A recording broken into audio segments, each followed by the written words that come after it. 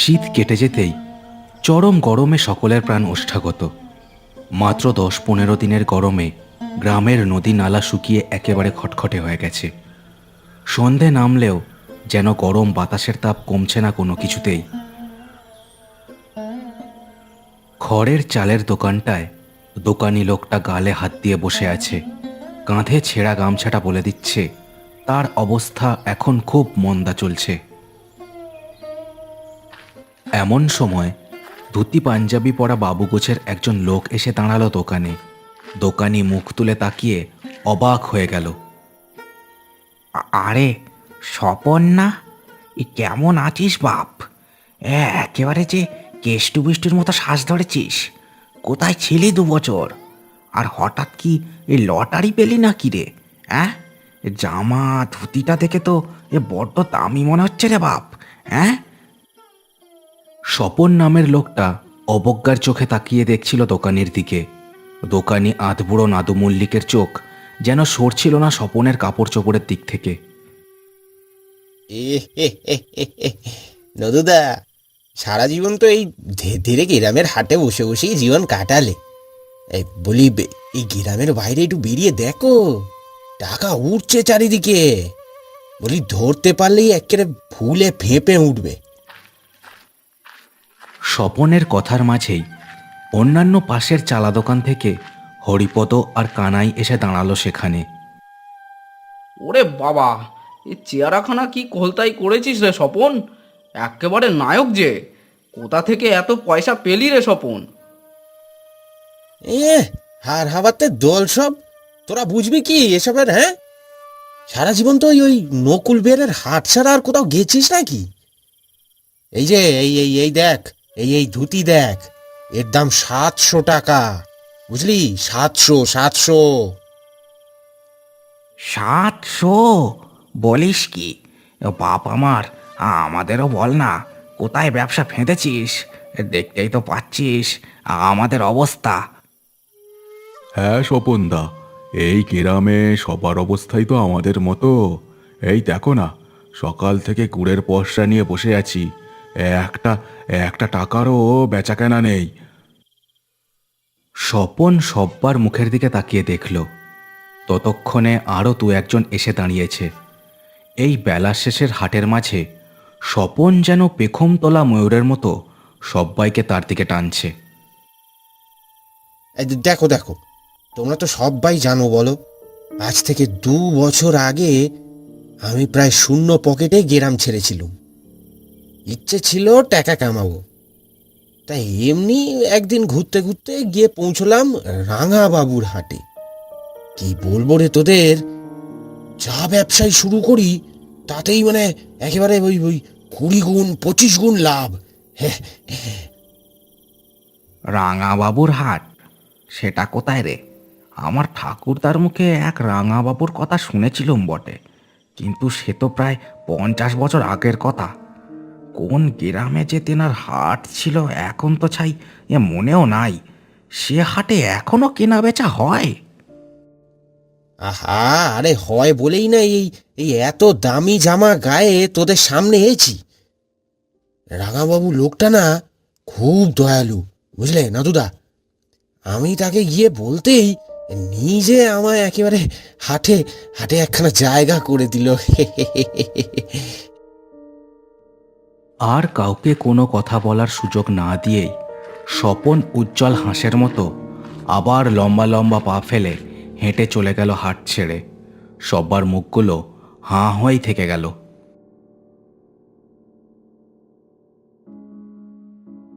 সন্ধ্যার আধো আলো অন্ধকার ভাবটা কেটে রাত নামতে সময় লাগলো না। এই নকুল বেড়ের মতো অজপাড়াগাতে রাত নামা মানেই অন্ধকারে ঢেকে যাওয়া চতুর্দিক। গ্রামের বাড়িগুলোতে মিটমিটে আলো থাকলেও আঁধারের রাজত্বটাই মূল। আটচালার ওপর নাদু মল্লিক যথারীতি হাতে হুঁকো নিয়ে বসে পড়েছেন। কানাই আর হরিপদও বসেছে। শুক্রবারের শেষ হাটবারের পর তাদের এই জমায়েত হয়ে আসছে আজ প্রায় 7-8 বছর তো হয়েই গেল। নাদুদা, আজ দেখলে স্বপ্নটারে? বাবা, কি চেল্লা দিচ্ছিল গো! ওর ওর ওই গায়ের জামাখানা চোখ যেন ঝলসে যায়, তাই না? যা বলেছিস, আমাদের কপাল দেখ, এই নকুল বেড়ের হাটে বসে বসেই জীবন কেটে গেল। না দেখলাম পয়সার মুখ, না পেলাম কোনো মান সম্মান। দুয়ো দুয়ো। নাদু মল্লিক দুজনের কথাই শুনল। এই ব্যাপারখানা যে তার মাথায় আসেনি তা তো নয়। সত্যিই তাই, এই নকুল বেড়েতে এত বছর ধরে ব্যবসা করলেও তার নিজের অবস্থাও খুব একটা সুবিধের নয়। হ্যাঁ, আমি একটা কথা ভাবছি। শোন, চল আমরা ওই স্বপনের বাড়ি যাই, তারপর বলি সেই রাঙাবাবুর হাটে আমাদের একটু জায়গা করে দেওয়ার জন্য। কি বলিস, দেবে না আমাদের জায়গা?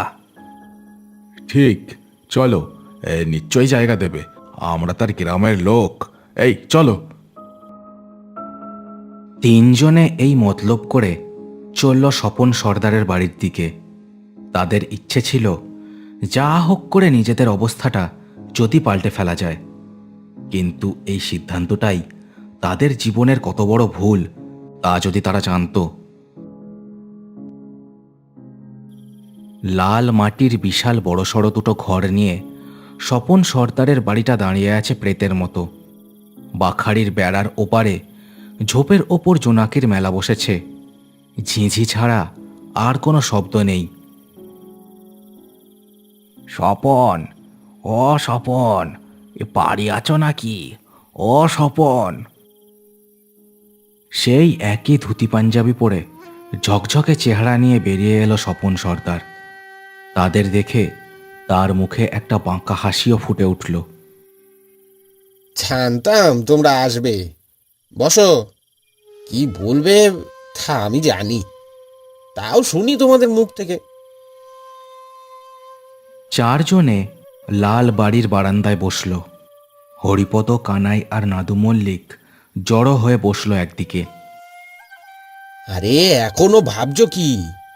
বলে ফেলো যা বলতে এসছো। আর আমার হাতে এমনিতেও না খুব বেশি সময় নেই।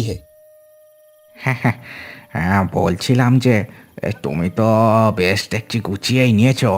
তা তা কি আমতা আমতা করছো নাদুদা? আমি বলছি, এই শোনো স্বপনদা, আমাদের সেই রাঙাবাবুর হাটে 3টে দোকানের ব্যবস্থা তোমায় করে দিতে হবে। আমরা তোমার গ্রামের লোক, না করতে পারবে না। স্বপন ততক্ষণে একটা দামি মোটা বেড়ি ধরিয়েছে। বাঁকা চোখে তাদের দেখে নিয়ে বলল, জানতুম তোরা এই বলতেই আসবি। ওরে সেই হাটে কি আর আমার কথা চলে রে? রাঙাবাবুই সেখানকার হত্যাকর্তা বিধাতা একেবারে। বেশ, এই শেষ শনিবারে হাট বসে, চলো তোমাদের সেখানে নিয়ে যাবো। মানে যদি কোনো সুবিধে করতে পারো, তবে তবে তবে হ্যাঁ, কোথায় নিয়ে যাচ্ছি তা কিন্তু জিজ্ঞেস করতে পারবে না। আর রাঙাবাবুর হাটে যা দেখবে তা নিয়েও কোনো প্রশ্ন করতে পারবে না। না না, তা কেন করব? আচ্ছা আচ্ছা, আমরা রাজি। তা কখন রওনা হবি বল, আমরা তৈরি হয়েই যাব সেখানে। কাল সকাল বেলায় কেড়ে রওনা দেব। সন্ধ্যের পর হাট বসে সেখানে। কাল সকালে ওই দক্ষিণের ঝিলপাড়ে দাঁড়িও, আমি চলে আসব। এখন এখন যাও, সব এখান দিয়ে যাও দেখি, আমার এখন খাবার সময় হয়েছে। যাও যাও। ওরা তিনজন নিজেদের মুখ চাওয়াচাই করলো একবার।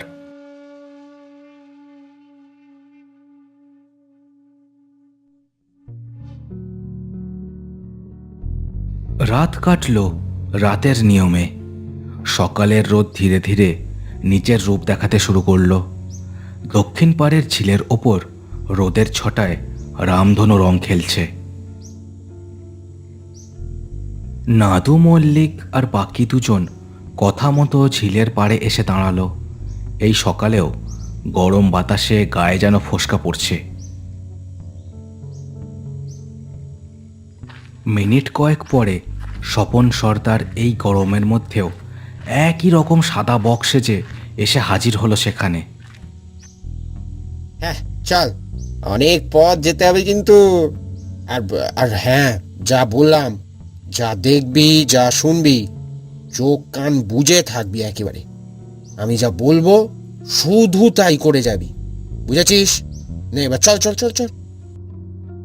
কথাটা বলেই সে নিজে গটগট করে হেঁটে চলল ঝিলের পাড় ধরে। ওরা তিনজনও তার পেছন ধরল। ঝিলের ওপর তখন গোলাকারে চক্কর কাটছে কোনো এক নাম না জানা পাখির দল। ফাঁকা ধুধু প্রান্তর, মাথার ওপর চিলদের ওড়াউড়ি চোখে পড়ছে, ঠিক যেন বিপদের কোনো আশঙ্কা জানিয়ে দিয়ে যাচ্ছে তাদের। মাঠের মধ্যে চারিদিকে শুধু ঝোপ আর ঝাড়, বড় দু একটা তালগাছ ছাড়া আর কোনো অন্য গাছ নেই। বুঝলে নাদুদা, এই এই মাঠখানাও না ওই ওই রাঙাবাবুর জমিদারির মধ্যে পড়ে, বুঝলে? রাঙাবাবুর সাথে দেখা না করা পর্যন্ত কিন্তু তোমরা হাটে কি দেখেছো তা নিয়ে প্রশ্ন করতে পারবে না, মনে আছে তো? আরে হ্যাঁ হ্যাঁ, এই কতবার এক কথা বলবি বলতো? আমি বলছি তো মনে থাকবে। তার কত দূর? বেলা যে বয়ে গেল, সন্ধে নামবেই প্রায়। আর এটা কোন গ্রাম? এইটা হলো মল্লাহাটি গ্রাম, বুঝলে? হে হে হে হে হে হে হে। রাঙাবাবুরা কোনো একেলে এই গ্রামে জমিদারি করতো। ও হো হো হো হো, বাবা, ও সে কি ব্যাপার! মল্লাহাটি? এই যতদূর মনে পড়ছে, এই মল্লাহাটি তো বন্যায় ডুবে যাওয়া গ্রাম। এ কোথায় নিয়ে যাচ্ছ আমাদের স্বপনদা? আহা, সে অনেক কাল আগের কথা। এখন এখানে যে হাটখানা বসে না, তার আকারই ওই ওই আমাদের আমাদের নকুল বেড়ের সমান। হ্যাঁ, কানাই, হরিপদ আর নাদু মল্লিক আর কোনো কথা বলল না। তাদের খালি মনে হতে লাগলো এই স্বপন সর্দারের সাথে এত দূর না আসলেই হয়তো ঠিক হতো। স্বপন সর্দার কিন্তু লম্বা লম্বা পা ফেলে সামনে এগিয়ে চলেছে। তার মনে যেন খুশির বন্যা বয়ে চলেছে একভাবে।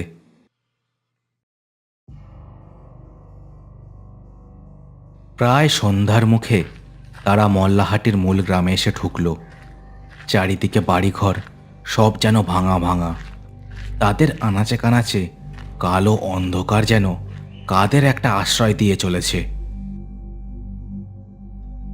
বাবা রে, এ কি গেরাম গো! এ যে একেবারে শ্মশানের মতো নির্জুম। এখানে কি আদেও মানুষ বাস করে? ও স্বপনদা, আরে শেষ শনিবারের হাট আজ, সারা গ্রামখানা আজ সেখানেই গেছে। রাঙাবাবুর হাট তো আর যেমন তেমন হাট নয়, মেলা বসে যায়, মেলা। যাই হোক, চলো চলো যাওয়া যাক। গ্রামটার অবস্থা দেখে নাদু মল্লিকের মনটা দমে গেছিল। এই রকম বাড়িঘর যেখানে, সেখানে ব্যবসাপত্তর করে কতই বা লাভ হবে। তবু স্বপন সর্দারের পেছন পেছন তারা সবাই চলল রাঙাবাবুর হাটের দিকে। লম্বা বিশাল একটা তাল গাছের নিচ দিয়ে তারা হাঁটতে হাঁটতে এসে হাজির হলো একটা ফাঁকা মাঠের মতো জায়গায়। সেখানে চারিদিকে বেশ কয়েকটা দোকান। নানান ধরনের পসরা সাজিয়ে বসে দোকানিরা হাসি মুখে কথাবার্তা বলে চলেছে। স্বপন তাদের নিয়ে গিয়ে দাঁড়ালো একটা দোকানের সামনে। বুড়োটে দোকানি তার মুখের দিকে তাকিয়ে হেসে বলে উঠল, আরে স্বপন না, এতদিন কোথায় ছিলি? রাঙাবাবুর যে খাবার সময় হয়েই এসেছে, এবারে যে তোর পালা ছিল রে, ভুলে গেলি? না গো বেনুদা, ভুলবো কেন? সব ব্যবস্থা করেই এসেছি। তা সবার আসার সময় তো হয়েই এলো। তাদের কথার মাঝেই নাদু আর কানাইরা দেখল সত্যি সেই তালগাছখানার নিচ দিয়ে একের পর এক লোক আসছে। সব যেন তলে তলে কেনাকাটা করতে আসছে এই হাটে। এত লোক কোথা দিয়ে এসে হাজির হলো রে? গ্রামে তো জনমানুষই দেখলাম না তখন। এই এতটুকু সময়ের মধ্যে এত লোক কোথা দিয়ে হাজির হলো বলতো? নাদু মল্লিকের কথায় কেউ কান দিল না, কারণ দেখতে দেখতে বেশ অনেক লোক জড়ো হয়ে গেল প্রত্যেকটা দোকানের সামনে। কানাই ভয়ে ভয়ে চারিদিকে দেখে নাদু মল্লিকের কানের কাছে মুখ এনে বলে উঠল, নাদুদা, এই জায়গাটা আমার সুবিধের মনে হচ্ছে না গো। লোকগুলোকে দেখো, কেমন যেন ছায়ার মতো নড়াচড়া করছে, ঠিক যেন হাওয়ায় ভেসে আছে। নাদুদা, চলো আমরা চলে যাই এখান থেকে, আর কাজ নেই এখানে ব্যবসা ফেঁদে। হঠাৎ প্রচণ্ড জোরে বিশাল একটা কারখানার ভোঁ বাজার মতো শব্দ হলো। কানে তালা লেগে যাবার মতো অবস্থা হলো তাদের। স্বপন সর্দার এই আওয়াজে চঞ্চল হয়ে বলে উঠল, এই রাঙাবাবু তার দপ্তরে এসে পড়েছেন, চলো চলো, তোমরা ঝপাঝপ কথা সেরে নাও। হ্যাঁ, এ কথা বলে তাদের সাথে করে নিয়ে সে চলল হাটখানার মাঝের অংশের দিকে। হাটের মাঝে বিশাল একটা শুকনো গাছ, গাছের নিচটা পাথর দিয়ে বাঁধানো। মরা গাছটার নিচে তারা সবাই এসে দাঁড়ালো। এটা দপ্তর কি রে? এ তো গাছ। কোথায় নিয়ে এসেছিস বলতো স্বপন? কি মতলব তোর, বল। ও নাদুদা, ওই দেখো গো।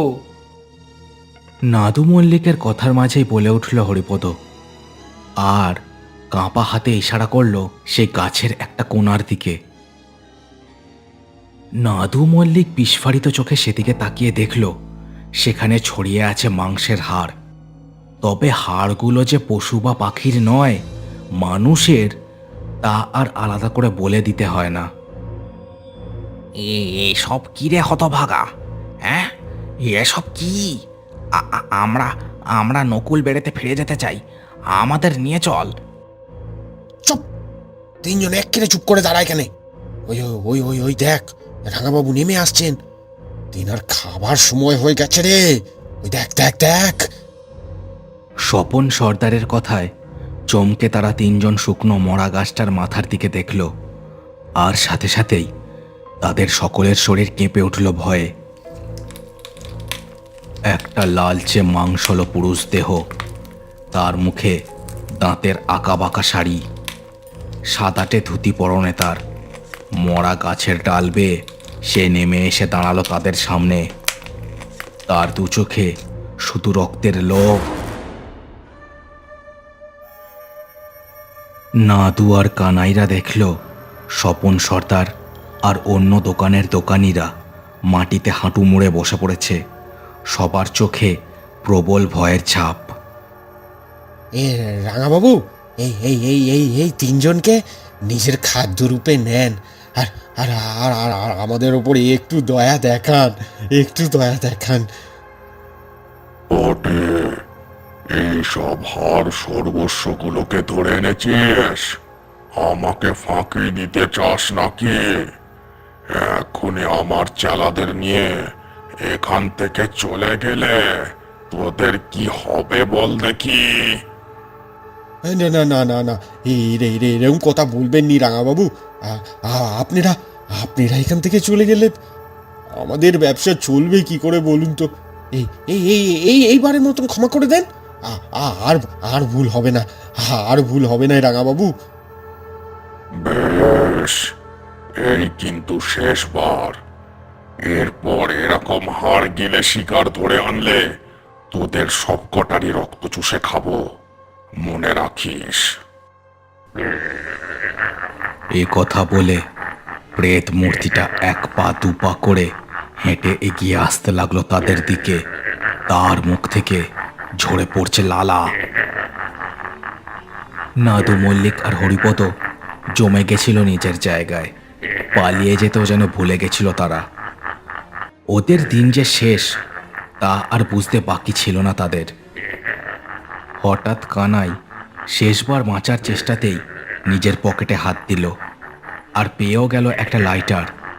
ঝপ করে সেটা পকেট থেকে বের করে সে জেলে ধরল। এই নে, আর যদি এক পা এগোস এখানেই সব পুড়িয়ে শেষ করে দেবো। তফাৎ চাও, তফাৎ চাও। আগুন দেখেই রাঙাবাবু নিজের চোখে একটা হাত তুলে ধরল, আর পিছিয়ে গিয়ে পিঠ দিয়ে দাঁড়ালো সে শুকনো মরা গাছটায়। কানাই, এই বাপ দাঁড়িয়ে থাকিস না, ওই গাছটার গায়ে আগুন দে, জলদি। কানাইও একথায় তার লাইটারটা ছুঁড়ে দিল শুকনো গাছের দিকে। সঙ্গে সঙ্গে শুকনো মরা গাছটা দাউ দাউ করে চলে উঠল গনগনে আগুনে। রাঙাবাবুর প্রেত দেহটাও সেই জ্বলন্ত আগুনে পুড়তে শুরু করলো, ঠিক যেন খড়ের পুতুলের মতো।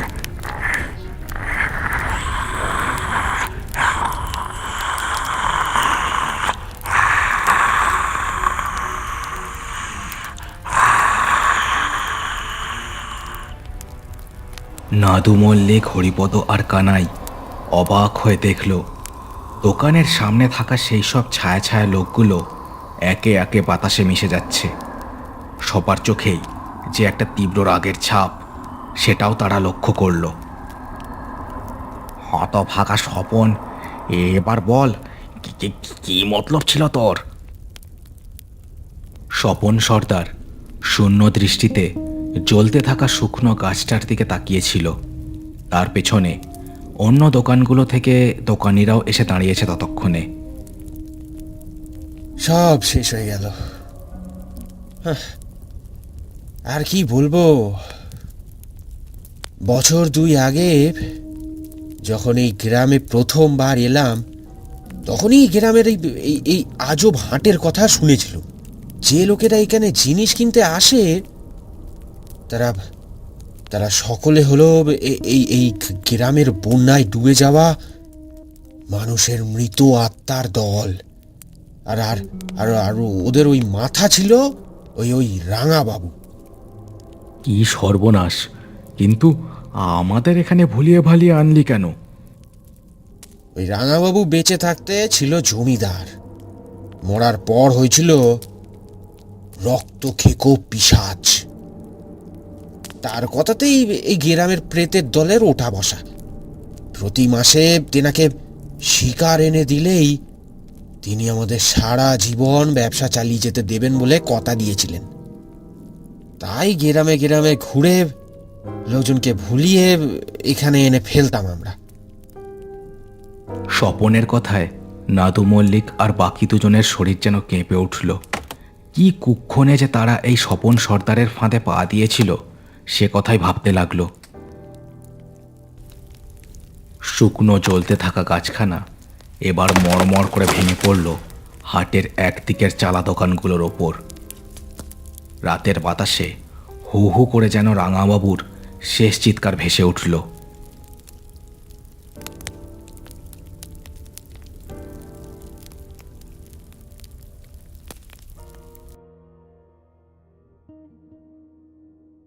শেষ হলো কার্টুনস অ্যানিমেশনসের আজকের গল্প। আজকের গল্পটা কেমন লাগলো সেটা আমাকে কমেন্ট করে অবশ্যই জানাও।